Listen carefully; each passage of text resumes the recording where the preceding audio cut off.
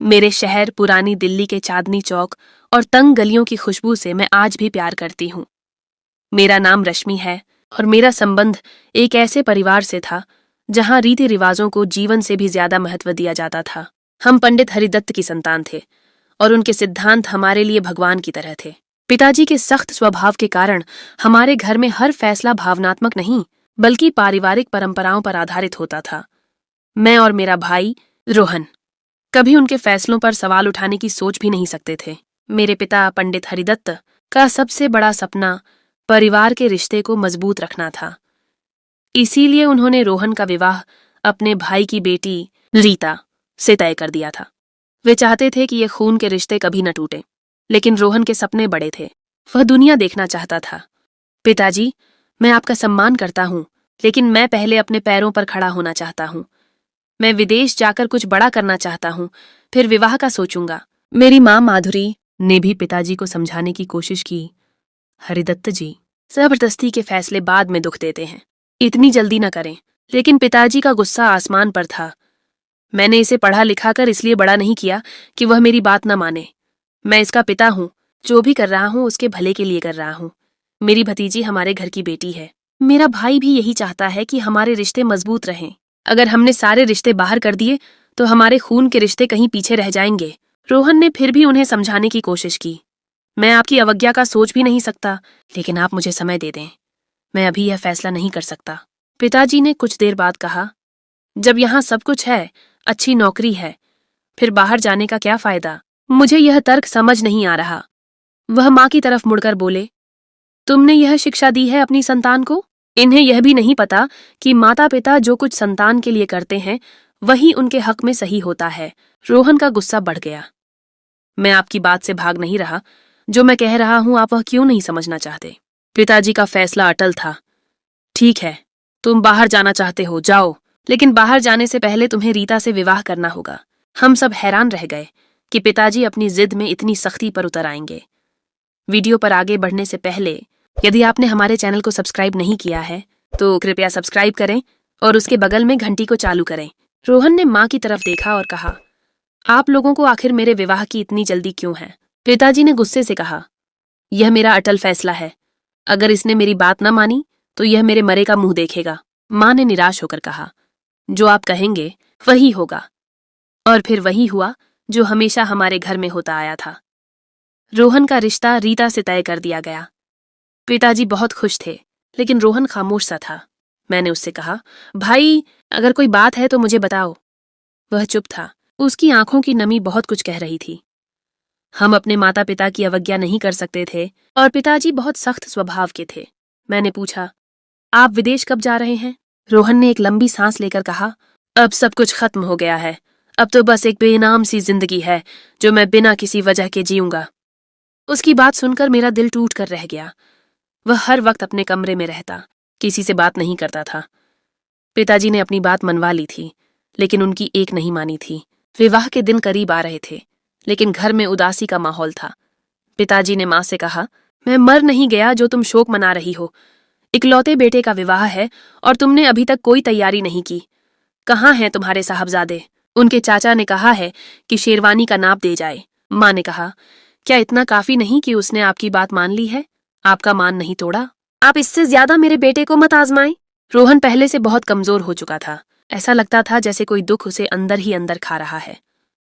विवाह के दिन पिताजी ने रोहन से कहा, अपने चाचा के घर पहुंचकर अपना रवैया ठीक रखना। मैं जरा सी भी कोताही बर्दाश्त नहीं करूंगा। यह न समझना कि तुम मेरे बेटे हो तो मैं तुम्हें माफ कर दूंगा। मुझे तुमसे ज्यादा अपनी भतीजी प्यारी है। पिताजी का यह रवैया हमारे लिए नया नहीं था। विवाह हो गया और पिताजी की खुशी देखने लायक थी, जबकि माँ गुमसुम सी थी। चाची ने माँ से कहा, हमारी बेटी बहुत नाजों से पली बढ़ी है, उसे कोई तकलीफ नहीं होनी चाहिए। ये मत समझना कि हम लड़की वाले हैं तो आपसे दब जाएंगे। अपने बेटे को समझा दें, मेरी बेटी को खुश रखे। माँ खामोश थी, लेकिन जब चाची अपनी बातों से बाज न आई तो माँ ने कहा, अगर आपको हमसे इतना ही मसला था तो आप रिश्ता न करती। और अब जब विवाह हो चुका है, आप खुद को और अपनी बेटी को भी समझा दें कि मेरा बेटा किसी का खरीदा हुआ गुलाम नहीं है। उसने अपने पिता की बात का मान रखा है और आपकी बिगड़ी हुई बेटी को अपनाया है। चाची से बर्दाश्त न हुआ और तुरंत एक हंगामा खड़ा कर दिया। पिताजी, जो पहले ही चाचा के सामने सर झुकाए बैठे थे। उन्होंने माँ से कहा कि वह चाची से माफी मांगे। माँ ने कहा, मैंने ऐसा कुछ नहीं कहा जो मुझे माफी मांगना पड़े, और वह इतना कहकर कमरे में चली गई। चाची ने पिताजी से कहा, हमने तो अपनी बेटी आपके भरोसे दी है, आप खुद ही देख लेना भाई साहब, कोई ऊंच नीच नहीं होनी चाहिए। पिताजी ने कहा, आप लोग फिक्र न करें, मेरे होते हुए कुछ नहीं हो सकता। सिद्धार्थ। एक नया मोड़। विवाह को कुछ दिन ही हुए थे कि भाभी ने रोहन से झगड़ा शुरू कर दिया। रोहन ने बहुत कोशिश की कि वह भाभी को खुश रखे, लेकिन भाभी किसी बात पर राजी न होती। ऐसा लगता था जैसे वह इस रिश्ते को आगे बढ़ाना नहीं चाहती थीं। आए दिन उन दोनों की लड़ाई रहती। एक दिन मैं रोहन के कमरे में उन्हें बुलाने गई तो भाभी रोहन से बहस कर रही थीं कि उन्हें अपने दोस्तों के साथ बाहर जाना है, लेकिन रोहन ने मना कर दिया। रोहन ने कहा, अगर तुम्हारे दोस्त लड़कियां होती तो मैं कभी तुम्हें जाने से न रोकता, लेकिन मेरी मर्यादा यह गवारा नहीं करती कि तुम लड़कों से दोस्ती रखो। भाभी ने कहा, मैं तो ऐसी ही हूं और तुम्हारी खातिर मैं अपने दोस्तों को नहीं छोड़ सकती। उसी वक्त पिताजी भी उसी तरफ आ रहे थे। भाभी ने जानबूझकर रोना शुरू कर दिया और रोहन से कहा, तुमने मुझे थप्पड़ मारा? भाभी ने पिताजी से कहा, आपने देख लिया ना, आपका बेटा मुझ पर हाथ भी उठाता है। रोहन हैरान था। मुझसे रहा न गया। मैंने कहा, भाभी झूठ नहीं बोलें, रोहन ने आप पर हाथ नहीं उठाया, आप वैसे ही रोहन से जान छुड़ाने के बहाने ढूंढ रही हैं। पिताजी ने हमारी बात पर विश्वास न किया और रोहन को थप्पड़ मार दिया। मैं तुम्हें पहले भी बता चुका हूं कि मेरी भतीजी मुझे तुमसे ज्यादा प्यारी है। अगर उसकी आंखों में एक भी आंसू आया तो मुझसे बुरा कोई नहीं होगा। जब से रोहन का विवाह हुआ था, घर का माहौल अजीब हो गया था। भाभी आधी आधी रात तक अपने दोस्तों के साथ रहती, रोहन पर ध्यान न देती, न घर पर। अगर मैं यह कहूं कि रोहन और भाभी का विवाह एक बेमेल विवाह था तो शायद गलत न होगा। मेरा भाई इतना सुलझा हुआ और नेक इंसान था, लेकिन भाभी उतनी ही अखड़ मजाज और बदतमीज थीं। माँ ने बहुत कोशिश की पिताजी को समझाने की कि वह अपनी भतीजी को समझाए। वह रात गए घर वापस आती है। ये शरीफों का घर है, कोई गलत जगह नहीं। उसी वक्त भाभी घर आ गईं। पिताजी ने भाभी से कहा, मैं तुम्हें बेटी बनाकर लाया हूं और मैं चाहता हूं कि तुम हमारे परिवार की इज्जत का पास रखो। भाभी ने गुस्से से कहा, तो न लाते आप मुझे बेटी बनाकर? ये मेरी जिंदगी है, मैं इसे जैसे चाहूं गुजारूं। जब मेरा दिल चाहेगा मैं घर आऊंगी, जब चाहे जाऊंगी। आप या आपका बेटा मुझे रोक नहीं सकते। भाभी उस दिन नशे में थी और हम सब हैरान थे। पिताजी को यकीन नहीं आया, वह सर पकड़कर बैठ गए। फिर एक दिन पिताजी ने भाभी को किसी आदमी के साथ गाड़ी में जाते देखा तो चाचा से बात की। उन्होंने कहा, हमने अपनी बेटी पर कभी किसी तरह की पाबंदी नहीं लगाई, वह जैसी है वैसी ही रहेगी, आप उस पर जोर जबरदस्ती नहीं करेंगे। और चाचा ने कॉल काट दी। चाचा की बात सुनकर पिताजी परेशान हो गए। इस घटना के बाद पिताजी बहुत खामोश रहने लगे थे, ज्यादातर कमरे में रहते और किसी से बात न करते। शायद पिताजी अपने फैसले पर पछता रहे थे। जीवन का सबसे बड़ा तूफान। मैं एक दिन माँ के साथ बाजार गई तो हमारी गाड़ी रास्ते में खराब हो गई। वहां एक लड़के, सिद्धार्थ, ने हमारी मदद की। वह बहुत ही अच्छा और सभ्य था। सच कहूं तो पहली नजर में ही मैं उसे पसंद करने लगी थी। उसके बाद हर बार वह अचानक मेरे सामने आ जाता। हमारी फोन पर बातचीत होने लगी। फिर उसने मेरे लिए घर रिश्ता भी भेज दिया। माँ, पिताजी, भाई, सबको वह बहुत अच्छा लगा था। उससे मिलकर लगता ही नहीं था कि वह कोई गैर है। मैं खुद को बहुत खुशकिस्मत समझती थी। मेरा विवाह मेरे पसंदीदा शख्स से हुआ था। हम दोनों एक दूसरे को बहुत चाहते थे। विवाह के बाद मेरा पति मेरा बहुत ख्याल रखता, मुझे जमीन पर पांव भी न रखने देता, मेरी बहुत सेवा करता, मुझे घर का कोई काम न करने देता, यहाँ तक कि खाना भी खुद ही बनाकर कमरे में ले आता। मैं खुद को दुनिया की सबसे खुशकिस्मत लड़की समझती। मैं जो बात कहती तुरंत मान लेता। इतना चाहने वाला और इतनी मोहब्बत करने वाला हमसफर मिला था कि मैं खुद को हवाओं में उड़ता महसूस करती। हर लड़की ऐसे हमसफर की तमन्ना करती है। मुझे बिन मांगे ही सब कुछ मिल चुका था। मेरा पति मेरे सर की मालिश करता, जिससे मुझे इतनी अच्छी नींद आती थी।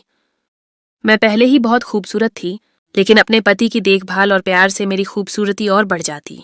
मैं खुद को अगर दुनिया की सबसे खुशकिस्मत लड़की कहूं तो गलत न होगा, मगर मैं यह नहीं जानती थी कि मेरी जिंदगी में ऐसा तूफान आने वाला है जो सब कुछ बहा कर ले जाएगा। ऐसी कड़वी सच्चाई मेरे सामने आने वाली थी जिसे देखते ही मेरे पांवों से जमीन निकल जानी थी। फिर एक दिन मैं अपनी माँ के यहाँ मिलने गई। माँ मुझे इतना खुश देखकर मेरा माथा चूमने लगीं। उन्होंने कहा, ईश्वर का जितना शुक्र अदा करें कम है, जिसने तुम्हारी किस्मत में इतना अच्छा पति लिखा है। माँ की बात सुनकर मैं मुस्कुरा दी थी। सच में मैं बहुत भाग्यशाली थी। मुझे अपने आप पर बहुत गर्व महसूस होता कि मेरा पति इतना अच्छा है। एक दिन मेरे पति अपने साथ एक विकलांग लड़की को लेकर आए। वह बहुत खूबसूरत और अच्छी थी। मेरे पति ने बताया कि यह मेरी बहन जारा है। यह कुछ दिनों से अपनी दोस्त के पास थी, अब हमारे पास ही रहेगी। मेरी ननद बहुत हंसमुख और अच्छी थी और उसके आने से घर में रौनक सी हो गई थी। फिर वह कहने लगी, मेरी बहन के सिवा मेरा इस दुनिया में कोई नहीं। मेरी बहन ही मेरी पूरी दुनिया है। मैं बहुत खुश थी कि मुझे सब कुछ बेहतरीन मिला है, लेकिन बहुत जल्द यह गलतफहमी दूर होने वाली थी। मेरा मान, मेरा गर्व सब टूटने वाला था। हमारी शादी को कुछ ही समय हुआ था कि मेरे पति का रवैया बदलने लगा था। सारा दिन वह मेरे साथ बहुत अच्छा रहता, मेरी किसी बात से इनकार न करता, इतनी मोहब्बत दिखाता कि मैं दंग रह जाती। लेकिन हैरानी की बात ये थी कि यह सारी सेवाएं दिन तक के लिए होती थीं। जैसे ही रात होती और दूसरा पहर शुरू होता, मेरे पति मुझे मारते पीटते और घर से बाहर निकाल देते। मैं रोती, मिन्नतें करती, लेकिन वह मेरी बात न सुनते और मुझे वहीं बाहर छोड़कर दरवाजा बंद कर जाते। अब यह सब कुछ रोज का नियम बन चुका था। मैं सारी रात घर के बाहर बैठी रोती रहती। सुबह होते ही मेरे पति भागा हुआ आता और मुझे घर के अंदर ले जाने के लिए मिन्नतें करता। उन्हें रोते देखकर मेरा दिल पिघल जाता और मैं घर के अंदर चली जाती। सारा दिन फिर वह इसी तरह मेरा ख्याल रखते और मेरी सेवा करते। लेकिन मैं अब सोच में पड़ जाती थी कि यह सब क्या हो रहा है मेरे साथ। आखिर रात होते ही मेरे पति का रवैया अजीब क्यों हो जाता है। मुझे अपने पति की मानसिक स्थिति पर शक होने लगा। फिर एक आधी रात मुझे घर से निकाल दिया और जब सुबह हुई तो आकर मेरी मिन्नतें करता कि घर चलो। अगर किसी ने तुम्हें यहाँ सड़क के किनारे बैठे देख लिया तो तरह तरह की बातें करेंगे। मैं किसको जवाब दूंगा। मेरी खातिर मेरे साथ अंदर चलो। मैं अपने पति को शक की नजर से देखती। उसे लोगों की फिक्र थी, लेकिन अपनी पत्नी की नहीं, जो सारी रात घर के बाहर अकेली बैठी रहती थी। मैं सोचती, शायद हमें किसी की नजर लग गई है जो मेरे पति ऐसे हो गए हैं। कभी सोचती कहीं किसी जिन्न का साया तो नहीं पड़ गया।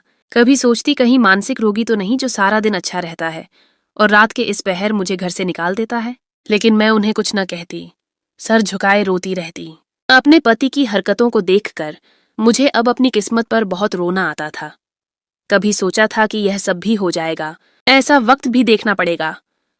अगर किसी का पति उसके साथ ऐसा रवैया रखे तो वह तुरंत मायके चली जाती है, मगर मैं तो वहां नहीं जा सकती थी क्योंकि मेरे घरवालों ने मेरी बात पर विश्वास नहीं करना था। मैंने अपने घरवालों के सामने अपने पति की तारीफों के इतने पुल बांधे थे कि वह किसी सूरत मेरे पति को गलत न समझते। उल्टा मुझे ही गलत कहना था। मैं घर की मालकिन से नौकरानी बन गई थी। मैं रो रही थी। मेरे पति ने क्या कहा मैंने सुना ही नहीं था। सुबह का वक्त था। मैं बाहर गली में बैठी रो रही थी और मेरे पति मेरे मिन्नतें कर रहा था। अंदर चलो, मैं अपनी गलती मान तो रहा हूं। मैं तुमसे वादा करता हूं दोबारा ऐसा नहीं होगा। मेरे पति ने मुझे रोते देखकर दुखी लहजे में कहा। मैंने रोते हुए सर उठाकर उसकी तरफ देखा, जो रोज ही मेरे साथ यह सब करता था। मैं कैसे उसकी बात मान लेती। मैंने कुछ भी कहे बिना बैठी रही। मैंने अपने पति से कहा, चले जाइए आप, मुझे यहीं रहने दें। लोगों का क्या है, कहने दें जो कहते हैं। कल भी तो आपने मेरे साथ यही सब करना है। फिर बेहतर है आप मुझे तलाक दे दें। ये सुनकर मेरे पति रोने लगे और कहने लगे, तुमसे बहुत मोहब्बत करता हूं, तुम्हारे बिना जी नहीं सकूंगा। अब की बार कभी तुम्हें घर से नहीं निकालूंगा।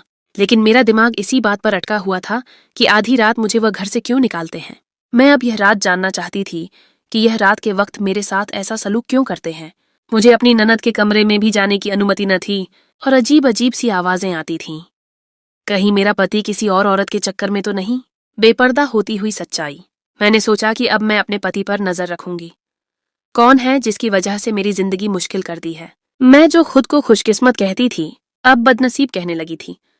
कैसी किस्मत पाई थी जो ये सब देखना पड़ा। मैं चीख चीख कर रोना चाहती थी। मैं सबको बताना चाहती थी कि मैं किस तकलीफ में हूं। मेरा भाई मुझे कॉल कर रहा था, लेकिन मेरी हिम्मत नहीं हुई उससे बात करने की।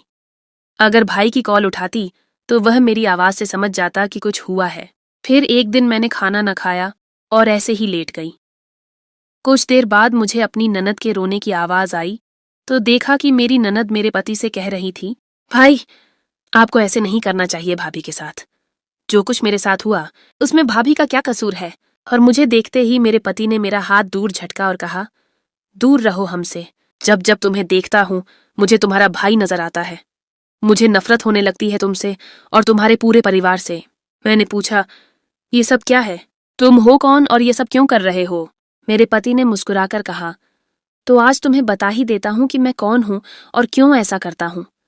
फिर उन्होंने कहा, देखो मेरी बहन को, ये जो आज विकलांग है सिर्फ तुम्हारे भाई की वजह से। मेरी बहन जो दुनिया देखना चाहती थी, जो हवाओं में उड़ती थी, आज दूसरों की मोहताज हो चुकी है। मैं हैरान थी कि मेरे भाई का इसमें क्या लेना देना। तब मेरे पति ने कहा कि हमारे माता पिता की मृत्यु के बाद मैंने अपनी बहन को बहुत लाड प्यार से पाला, उसे कभी दुख नहीं दिया था। लेकिन यह किसी से प्यार कर बैठी और वह लड़का भी उससे मोहब्बत करता था। मेरी बहन ने मुझसे कहा, भाई आप मेरे लिए उस लड़के के घर जाइए और विवाह की बात करें। मैं अपनी बहन की खातिर उस लड़के के घर जाने लगा। जब मुझे पता चला उस लड़के ने पहले ही किसी और से विवाह कर लिया है। मेरी बहन पागलों की तरह उस लड़के के घर गई तो आगे कोई और दुल्हन बनी बैठी थी। उस लड़के ने मेरी बहन को धोखा दिया, उसे मोहब्बत के सपने दिखाकर उसे आसमान से जमीन पर फेंक दिया। और उसी दिन रास्ते में मेरी बहन का दुर्घटना हो गया और उस हादसे में मेरी बहन की दोनों टांगें खो गईं और यह हमेशा के लिए दूसरों की मोहताज हो गई। मेरे पति ने कहा, अगर और विश्वास नहीं आ रहा तो यह लो मोबाइल देखो। और मेरे पति ने मेरी ननद का मोबाइल उठाया और मुझे कुछ दिखाने लगे। उसमें मेरे भाई की तस्वीरें मेरी ननद के साथ थीं। मैं सर पकड़कर बैठ गई। फिर मेरे पति ने कहा, अब यकीन आ गया कौन सच्चा है और कौन झूठा। तब मैंने कहा, तो आपने इस बात का बदला लेने के लिए मुझसे विवाह किया? अगर आप एक बार मुझसे पूछ लेते तो आप सच्चाई जान लेते। मेरा भाई कोई धोखेबाज नहीं था और न ही उसने आपकी बहन के साथ बेवफाई की थी। आपको हकीकत मालूम नहीं है, ऐसा बिल्कुल नहीं जैसा आप लोग समझ रहे हैं। लेकिन मेरे पति ने कहा, मैं तुम्हारी कोई बकवास नहीं सुनना चाहता। मैं तुमसे नफरत करता हूं। अभी और इसी वक्त निकल जाओ यहां से। मैंने कहा, नहीं, मैं कहीं नहीं जाऊंगी। जो कुछ हुआ उसमें मेरा या मेरे भाई का कोई कसूर नहीं। मेरी ननद ने मेरे पति से कहा, भाई जो कुछ हुआ उसमें भाभी का क्या कसूर, और आप मेरे साथ होने वाली इस ज्यादती का बदला भाभी से क्यों लेते रहे? उसने कहा, भाई मैं तो आपको दुनिया का सबसे अच्छा भाई समझती थी, लेकिन आप यह सब कैसे कर सकते हैं? लेकिन मेरे पति ने मेरी ननद से कहा, गुड़िया तुम कुछ नहीं जानती, तुम मासूम हो। यह दुनिया कितनी जालिम है मैं जानता हूं। मेरे पति ने मेरी बात नहीं सुनी और मुझे घर से निकाल दिया और कहा कि आज चाहे यहीं बैठी रहो या किसी गाड़ी के नीचे आ जाओ, मुझे कोई परवाह नहीं। मैं थक चुका हूं तुम्हें बर्दाश्त करते करते। वहां तुम्हारा भाई बहुत खुश हंसता फिरता है और यहाँ मेरी बहन घुट घुट कर जिंदगी जी रही है। मैं सकते की हालत में अपने पति को देख रही थी जो दरवाजा बंद करके जा चुके थे। वह मुझे उस पाप की सजा देते रहे थे जिसके बारे में मैं जानती तक नहीं थी। सच्चाई का सामना और नई शुरुआत। मैं घर बहुत मुश्किल से पहुंची और रिक्शे से उतरते ही बेहोश होकर गिर गई। जब आंख खुली तो मैं घर पर थी। माँ, भाई मेरे पास बैठे थे। मैं होश में आते ही रोने लगी। माँ और भाई मुझे देखकर परेशान थे। भाई ने कहा, तुम अकेली क्यों आई हो? तुम्हारा पति कहाँ है? मैंने भाई की तरफ देखा और कहा, भाई एक बात पूछूं, सच सच बताएंगे? भाई मुझे हैरान होकर देख रहे थे। मैंने कहा, जारा कौन है? भाई तुरंत उठकर खड़े हो गए। तुम जारा के बारे में कैसे जानती हो? मैंने कहा, ये मेरे सवाल का जवाब नहीं है।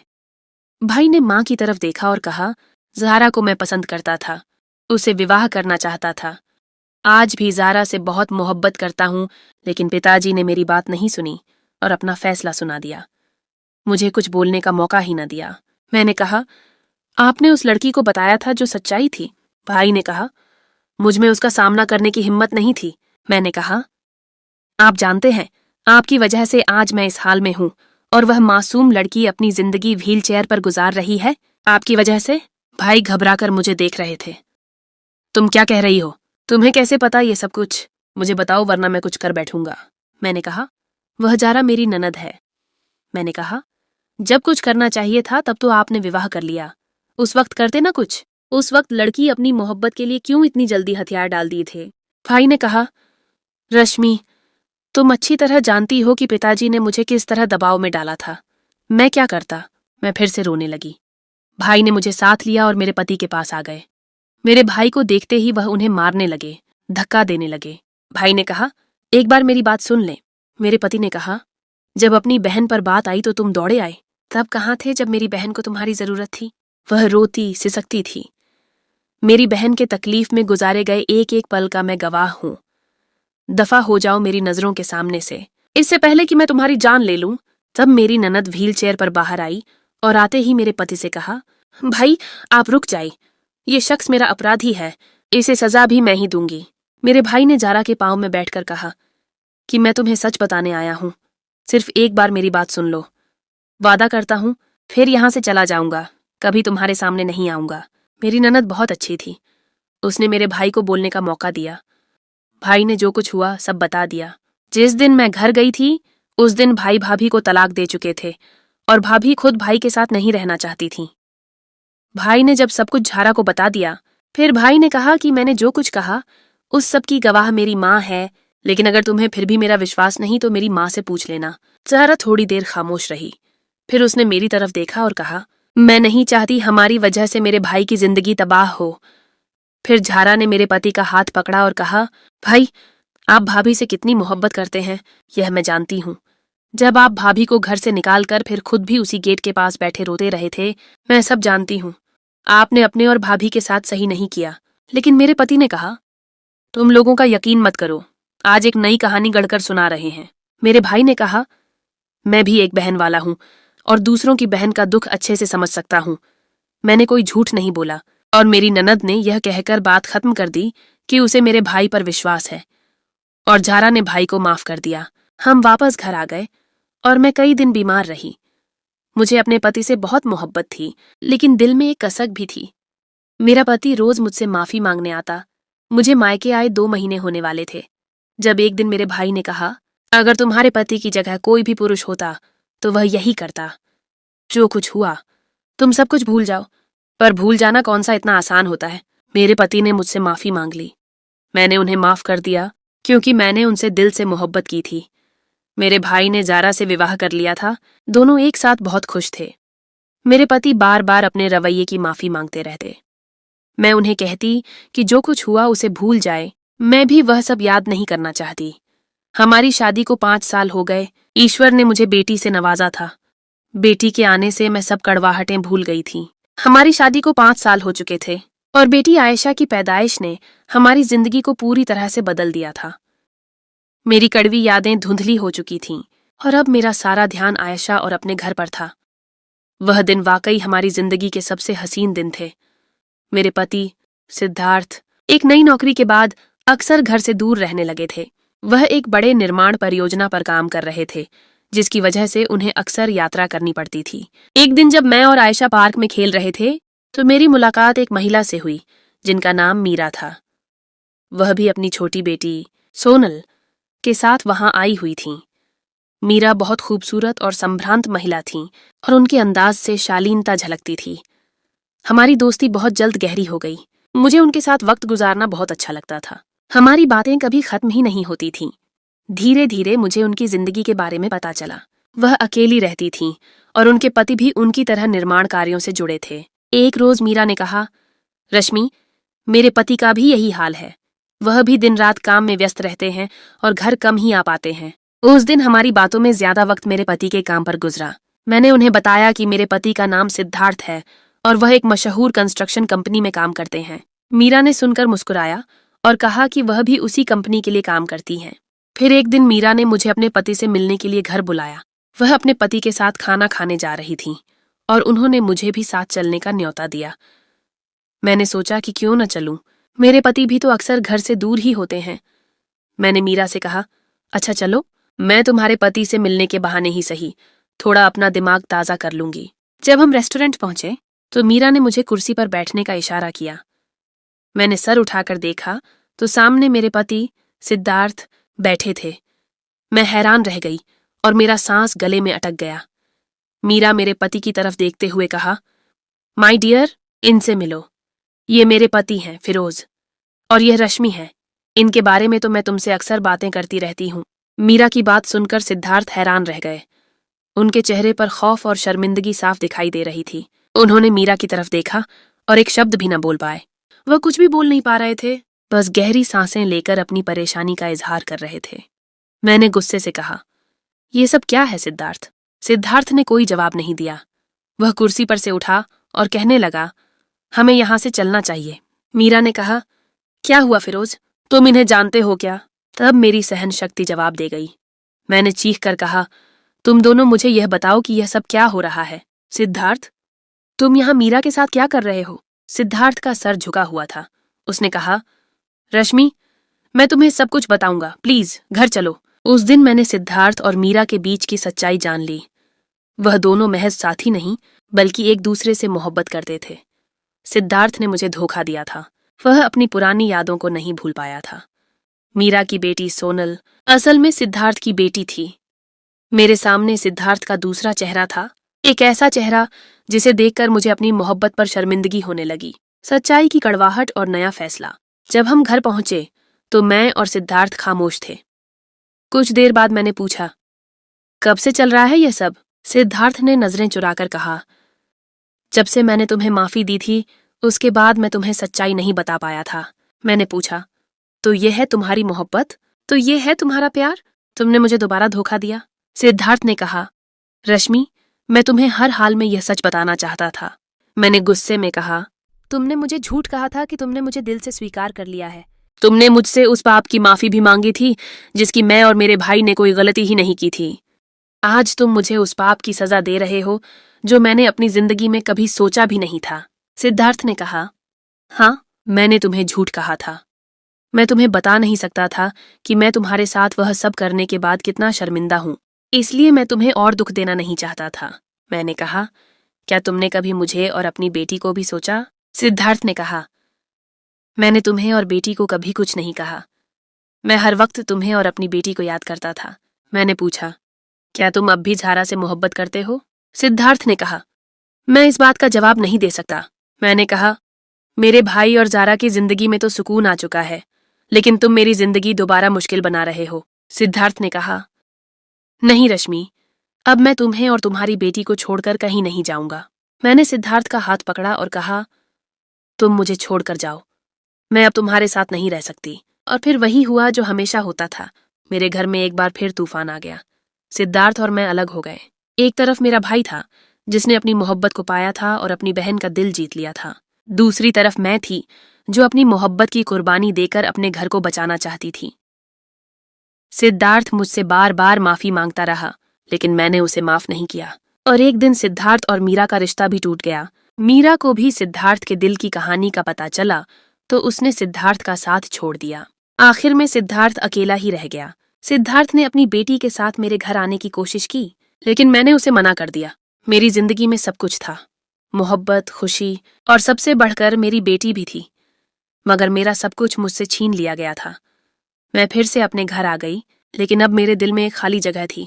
एक नया सफर, एक नई जिंदगी। मैं अपने मायके वापस आ गई और अपनी बेटी और भाई की खुशियों में अपनी खुशियां ढूंढने लगी। वक्त के साथ मैंने इस सच्चाई को स्वीकार कर लिया कि मेरी किस्मत में बस यही था।